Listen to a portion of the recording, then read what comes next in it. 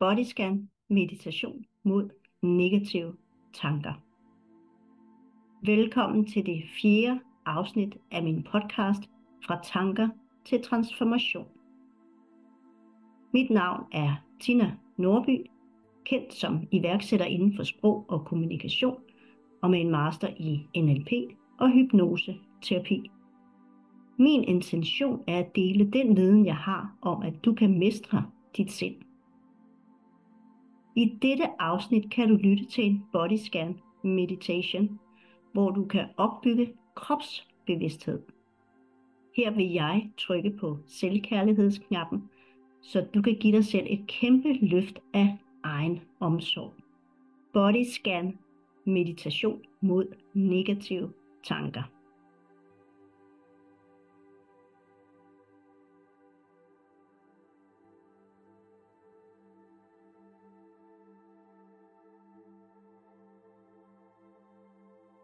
Meditationen er en kombination af en klassisk bodyscan og en mental øvelse, hvor du arbejder med de negative tanker om din krop.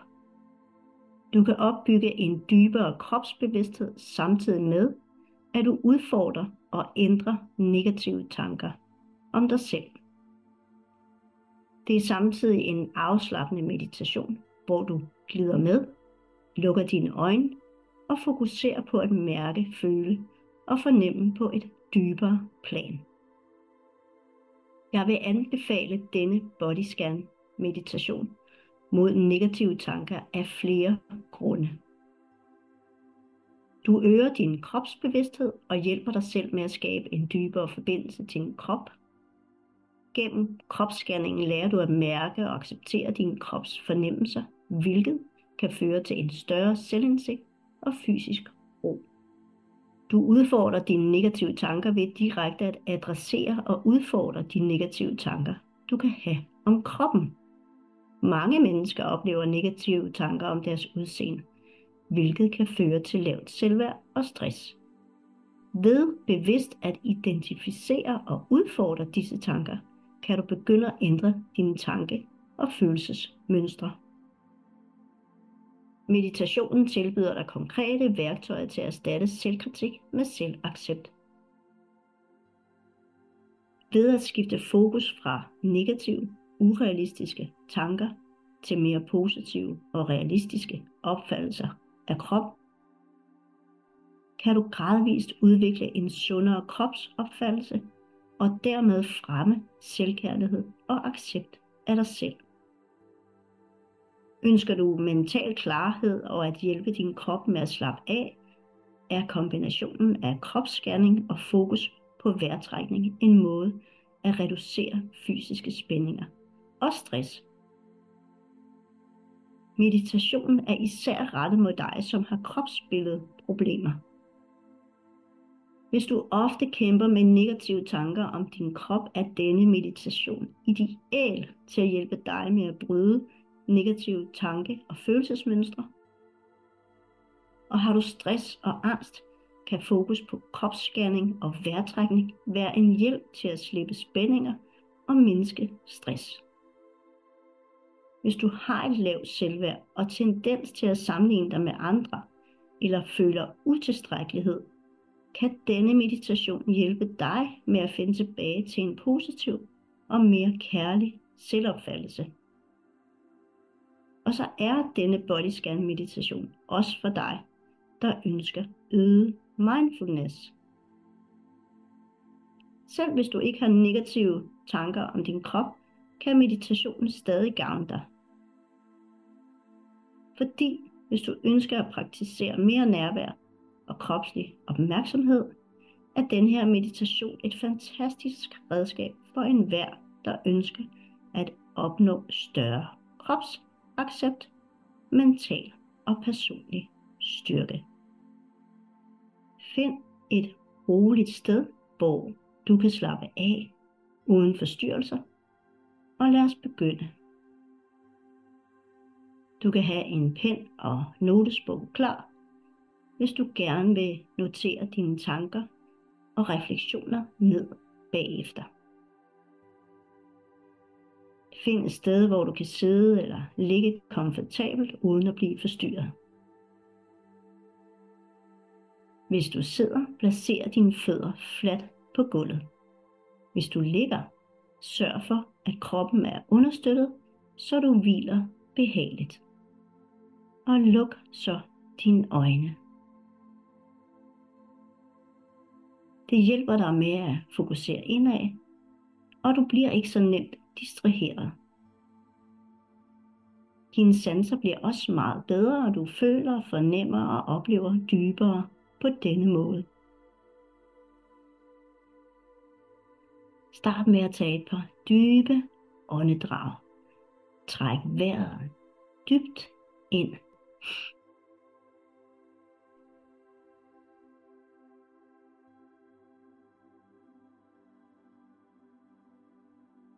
Hold vejret kort. Og ånd langsomt ud.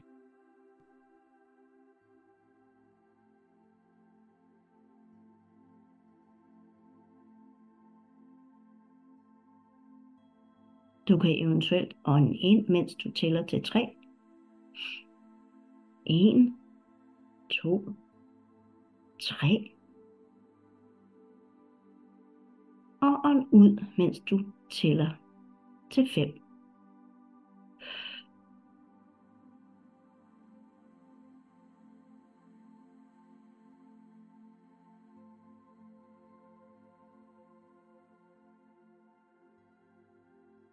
Prøv at lægge mærke til, hvordan kroppen slapper af med hver udånding. Og lad nu din vejrtrækning finde sin helt egen naturlige rytme.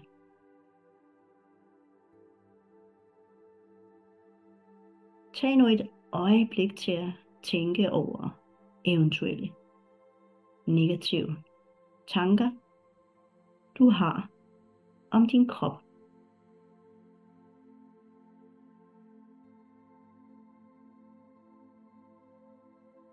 Måske kommer der en specifik tanke til dig, som min lår er for store, eller min mave ser forkert ud. Anerkend tanken, men døm den ikke.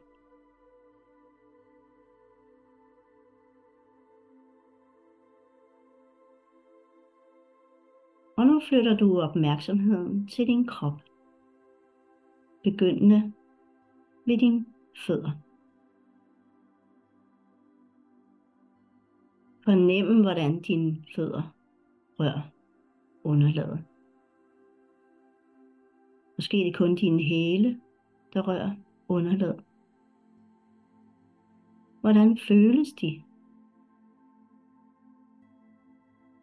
Scan dem for fornemmelser som varme, kulde eller spændinger.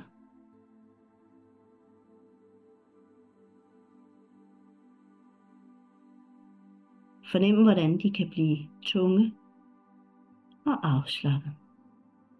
Fuldstændig afslappet.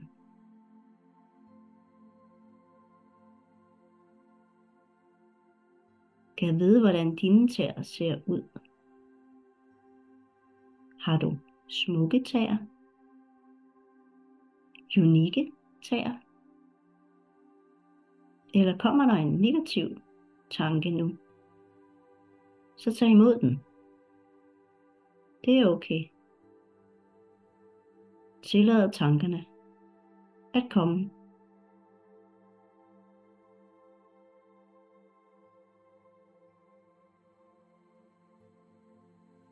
Og udfordre så tanken eller tankerne ved at skifte den negative tanke ud med: mine tæer er fuldendte. De er mine helt egne. De er fantastiske.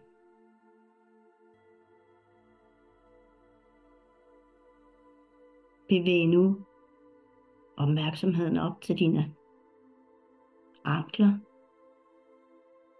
læge og knæ. Fornem dine muskler og bemærk eventuelle spændinger.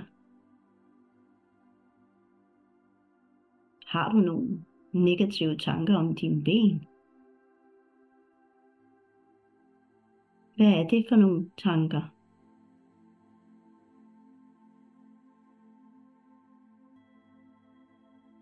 Udfordre de negative tanker ved at spørge dig selv. Men er den her tanke, eller disse tanker, virkelig sandheden?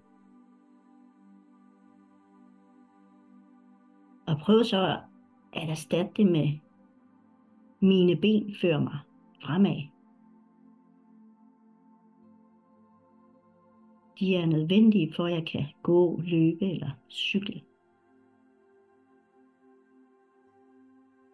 De er mit ståsted, når jeg ikke kan finde vej. Bevæg opmærksomheden rundt og fornem, hvordan dine ankler føles. Dine knæ, din læge. Fornem, hvor afslappet de kan blive. Tunge ned mod underlaget. Afslappet.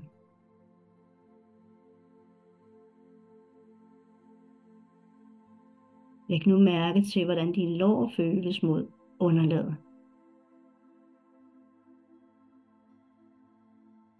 Hvis du har negative tanker om dine lår, som min lår er for store, eller andre negative tanker, så udfordre de tanker.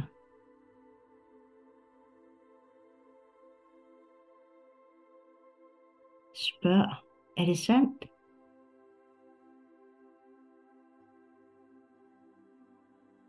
Kan jeg finde realistiske modsvar, der modsiger dette?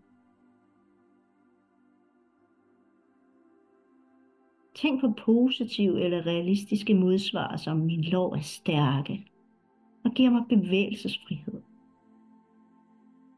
Måske kan du finde andre positive tanker om dine lår.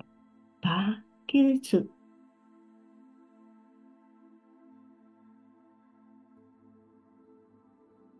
Fornem, hvor afslappet og tunge de føles mod underlaget. Afslappet.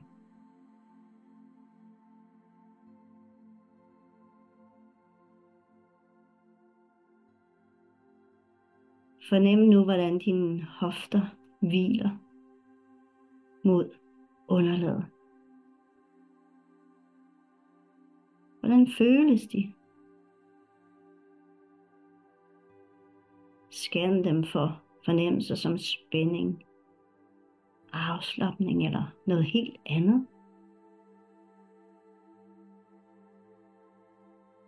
Føles de tunge og afslappet?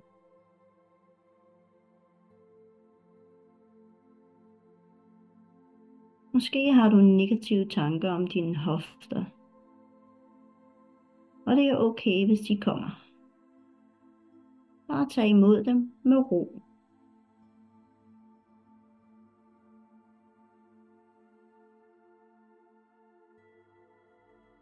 Spørg dig selv, er denne tanke virkelig sand?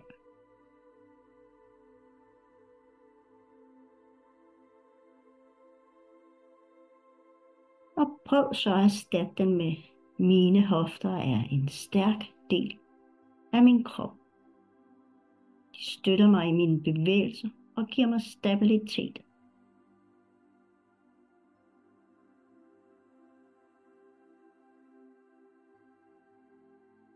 Lad dem synke tungt ned mod underlaget og blive fuldstændig afslappet. Du er tryg lige her og nu. Afslappet og tung.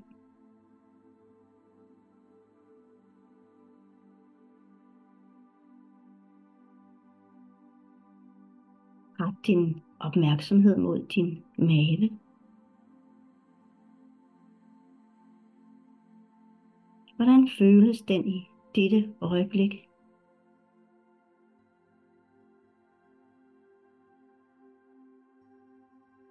Måske mærker du din vejrtrækning helt hernede, eller der er spænding.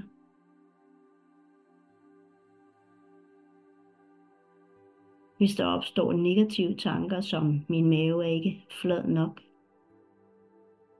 så lad dem komme.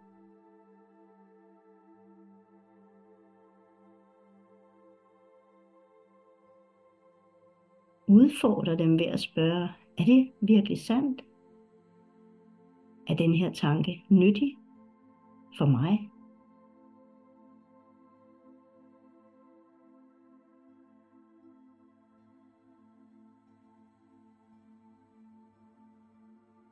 Og erstat så tanken med, min mave er vital. Den støtter mig, når jeg trækker vejret og fordøjer maden. Og den er en del af min krop, der arbejder for mig hver dag.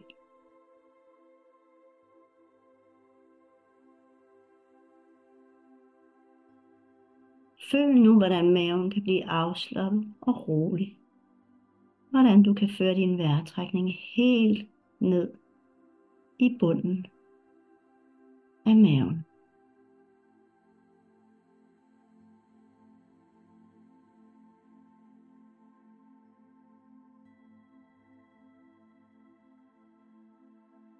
Fokuser nu på din brystkasse. Hvordan føles det lige der?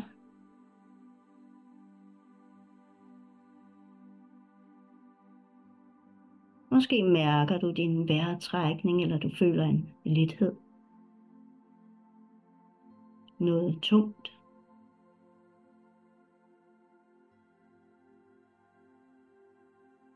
Hvis negative tanker opstår, som mine bryster er ikke pæne, eller min brystkasse er ikke som den burde være, anerkend dem og lad dem være der. Men udfordre dem ved at spørge, er denne tanke virkelig sand?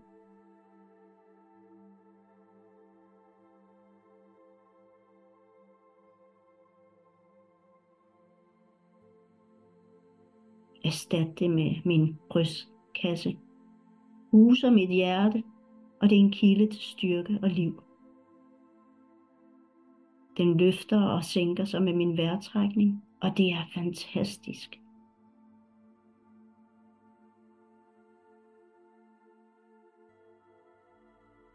Fornem, hvordan brystkassen kan blive lettere og mere afslappet.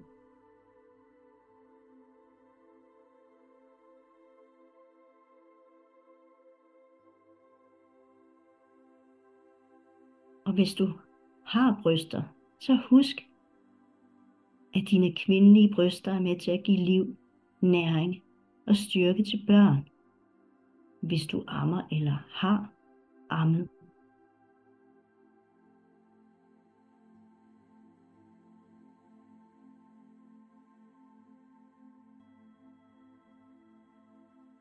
Læg nu mærke til din ryg, hvordan den hviler mod underlaget.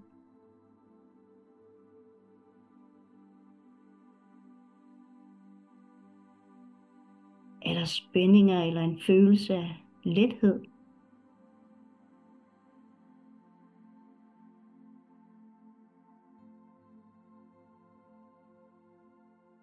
Hvis der kommer negative tanker, som min ryg er svag, den er ødelagt, så lad dem komme og udfordre dem. Spørg dig selv, er det sandt?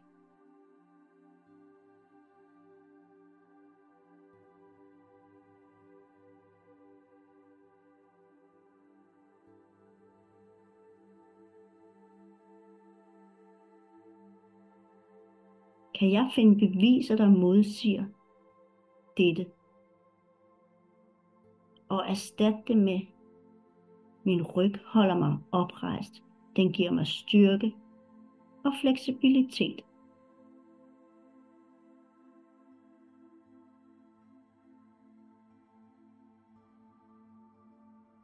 Føl nu, hvordan ryggen bliver tungere og mere afslappet mod underlaget. Og du kan ånde frit. Tag gerne nogle dybe indåndinger og udåndinger lige her.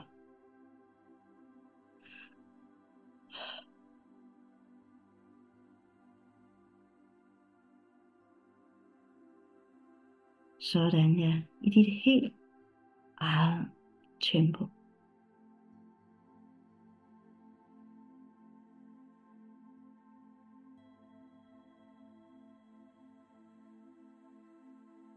Fornem, hvordan dine arme hviler ved din side. Mærk vægten af dem, hvordan de føles.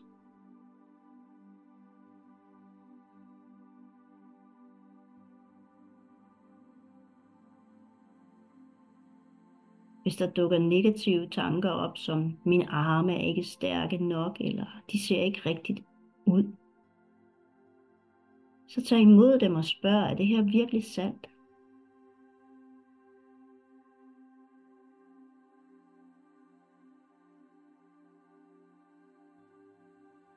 Og skift så til en positiv tanke.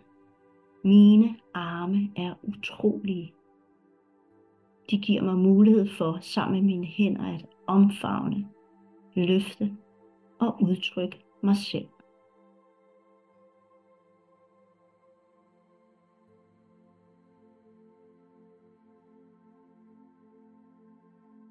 Fortsæt dit fokus mod dine fingre. Fornem din lillefinger, din ringfinger, langfinger, pegefinger og tommelfinger. Gad vide, om du kan mærke en summen lige der.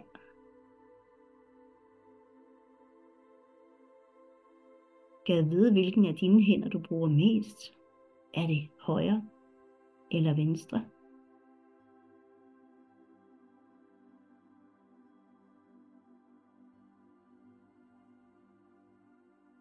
Og lad dem nu hvile tungt og afslappet ved din side. Ret opmærksomheden mod dine skuldre. Hvordan føles de? Mærker du nogen spænding, eller mærker du en lethed?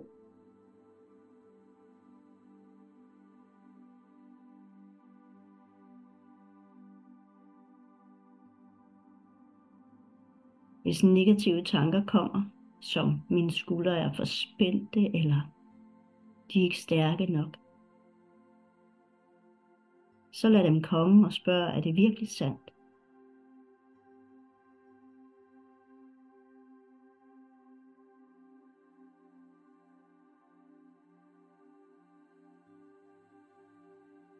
Erstat det med, mine skuldre bærer mig gennem hverdagen. De støtter mine arme og giver mig frihed til bevægelse. Og mærk så, hvordan dine skuldre kan synke ned og blive afslappet og tunge.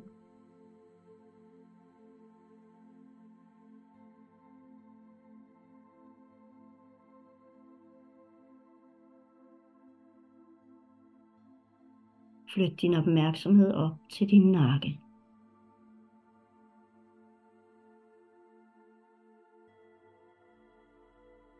Hvordan føles den? Scan for spændinger eller andre fornemmelser.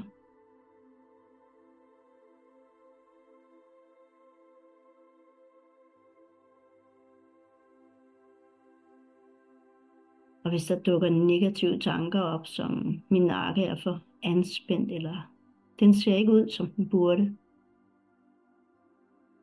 så tag imod dem.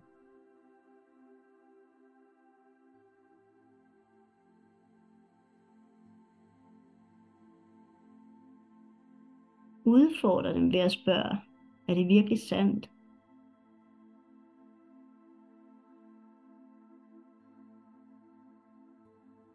Og erstat det med, min nakke holder mit hoved oppe.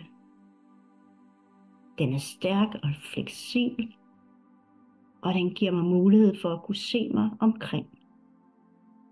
Den kan vende og dreje sig, så jeg kan bevæge mig frit. Lad nakken blive tung og afslappet. Fuldstændig afslappet.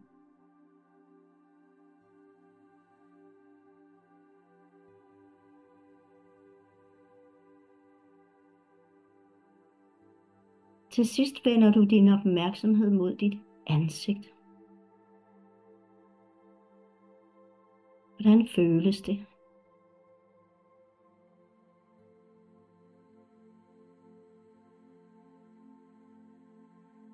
Scan for fornemmelser og spændinger i kæben, panden eller omkring øjnene.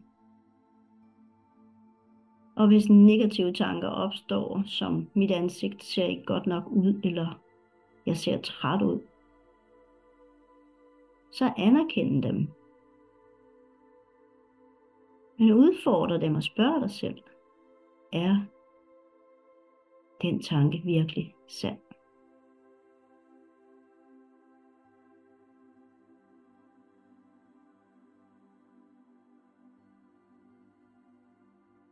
Og erstat det med, mit ansigt er unikt.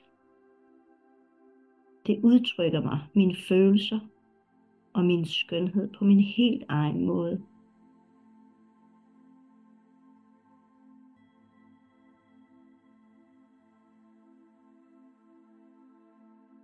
Og lad ansigtet blive blødt og afslappet. Musklerne omkring dine øjne, din pande, din næse, kinderne, din mund, tungen i din mund, kæben. Bare giv slip. Bliv afslappet.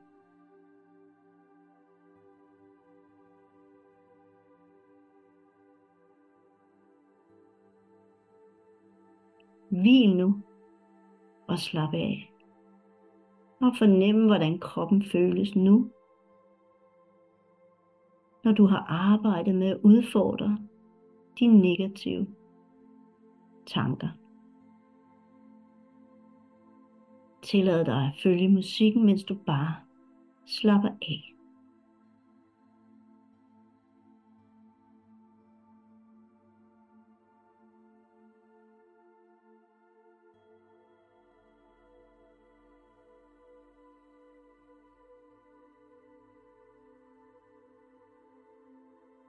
Giv dig selv lidt tid,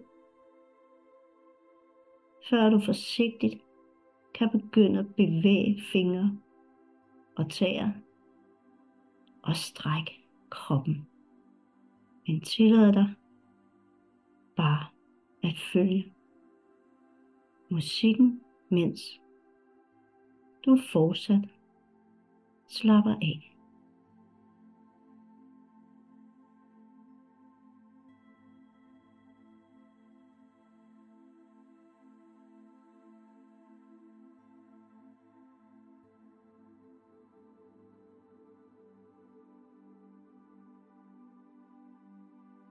Når du er klar, men først når du er klar, kan du åbne øjnene og vende din opmærksomhed tilbage til rummet omkring dig.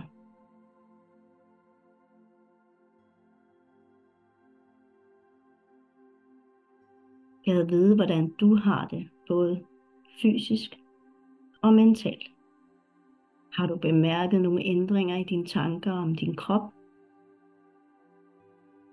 Føler du en større afslapning eller accept?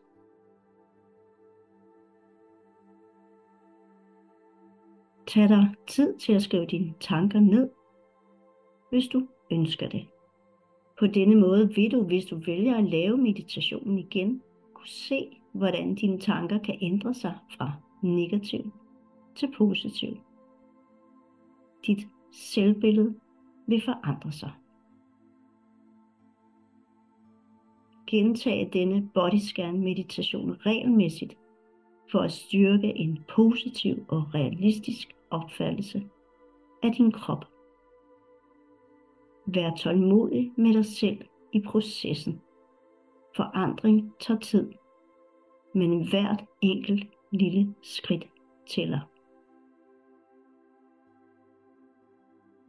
Lige nu lytter du til min podcast. Fra tanker til transformation, hvor jeg har udfordret dine tanker og dine følelser om dig selv, dit eget selvbillede.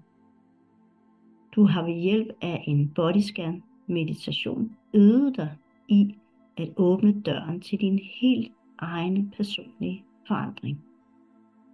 Og hvis du har mod på det, så vil du i min næste podcast nummer 5, dykke endnu dybere ned i øvelser, hvor du kan udfordre dine negative tanker, nedsætte stress, angst, tankemylder og øve dig i at styrke din krop, få mere ro og afslapning ind i din hverdag.